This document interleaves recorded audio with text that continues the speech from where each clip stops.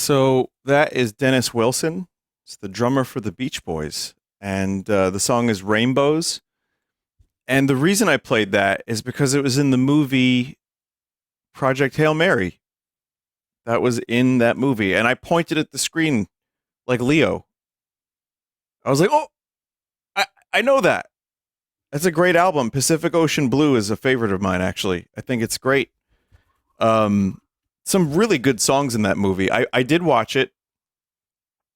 And I wanted to, at some point, I guess kind of do a review of it. But I don't want to spoil it. And I might do its own separate thing on the Full Sauce channel.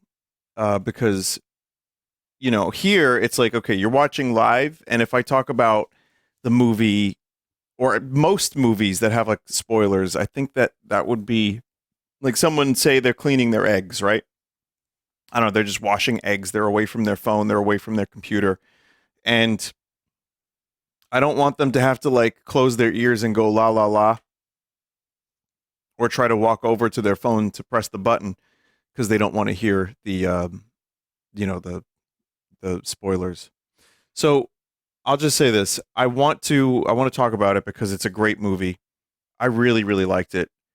And there's, again, some good songs and just really solid space movie. It went in directions I didn't fully expect, but it was good. It was uplifting, too. So I liked it. Someone wrote 1 out of 10 movie. Also, chat, welcome back to the stream. I saw Nirvana, the band, the show, the movie as well, and I enjoyed that as also. That was cool. I did. I haven't really seen very much of Nirvana, the band, the show, just a couple skits, but I liked that. I kind of want to do that as a review as well, but really good movie, really just fun, just a fun movie.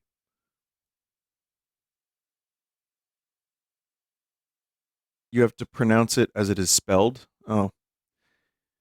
Well, there's a new thing here where I've learned about a new thing. Chat, this is Letterboxd top reviews are all like quirk reviews I've found. Not all of them, but a lot of them are. And I wanted to very quickly, before we play Mina the Hollower, I wanted to talk about quirk reviews since we're talking about movies. I have a Letterboxd. I haven't used it in a while. I should update it. I don't really do a lot of written reviews, but this is pretty bad. I want to show you one of my favorite movies, Blade Runner, which, by the way, I acknowledge is not a movie for everybody. Not only that, but the first time I watched it, I understood what was happening, but I was like, okay. And it took me like 2 more watches for it to like really become like one of my favorites. But these are the top reviews for Blade Runner. Let me show you the quirk reviews. Ridley Scott. I'm gonna nap since the visuals since the visuals and sound design of my movie are taken care of. Wake me up in 5 so I can work on the plot. 5 minutes later, me, Ridley, wake up! Ridley, zzz. Me, Ridley, the plot! Top review, 15,000 likes. Movie's got a plot. It's not that hard to find. No offense, but literally, what the fuck is this about is the next review. But it's about, if you watch the movie, it's about androids. It's about replicants. Next review, I kept falling asleep, then waking up to flashing lights and synth music. I don't know what happened. Again, these are not movie reviews. These are not helpful. I get it. Okay, you fell asleep during the movie. That's fine. I understand. It is a slow movie. It's kind of I would even say at times it can be a boring movie unless you're really enamored by the visuals. But I think the performances are great. I think there is very much a plot. But I think, people are just like quirky. They're putting themselves like a self-insert into their own reviews. I thought that was kind of interesting. Didn't know that was a genre. Here's one. The movie Audition, which I've never seen. Look at this one. My Wi-Fi went to 3.5 stars. my Wi-Fi went down 20 minutes before this was over, so I was like, oh, okay, I'll use this time to make a quesadilla that I've been craving this whole time. So I make the quesadilla, right? Wi-Fi comes back on. I press play. What I'm trying to say is I'm not going to eat this quesadilla.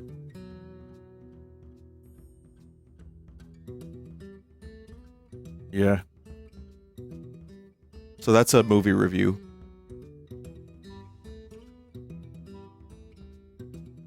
I don't know. I really just kind of thought this was kind of funny. I I almost want to do a full segment on terrible Letterboxd reviews, but I also think that would probably annoy me too much, and I don't think I really want to do that upon further inspection. However, let me check something here. Let's see.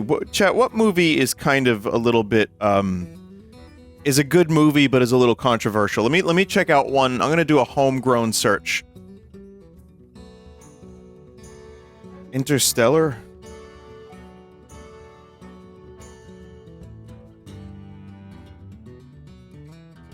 My favorite part is how he doesn't give an absolute shit about his son. Oh. Well, that, yeah.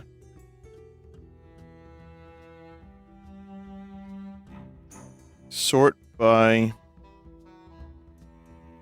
review, let's sort by popularity. All time. That's the most... Yeah, that's pretty much it. Oh my god, I have a headache, but it's the best headache I've ever had. Watched on my 13-inch MacBook Air just as Christopher Nolan intended. Okay, that one's kind of funny.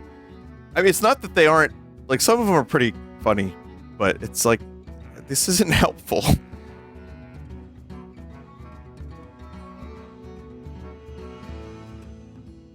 As we were leaving the theater, this guy goes, 1 hour of a Christopher Nolan movie is 4 years of real time. Yeah. Shout out to the woman sitting next to me who got audibly upset when Timothée Chalamet grew up to be Casey Affleck. She also happened to be my mom. That is one of the top reviews. Okay, here we go. Here's the next one. 5 stars. One of the most popular reviews for Interstellar. Is that the dude who fucked a peach in that gay movie? So... yeah.